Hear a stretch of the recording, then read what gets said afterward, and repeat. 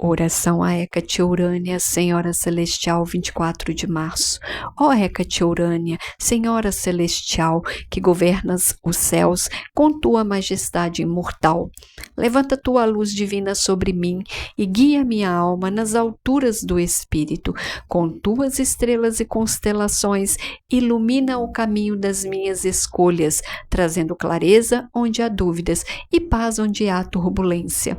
Que tua força celestial me eleve e que eu possa caminhar com confiança, sabendo que sou guiada pela tua sabedoria infinita nas alturas do cosmos.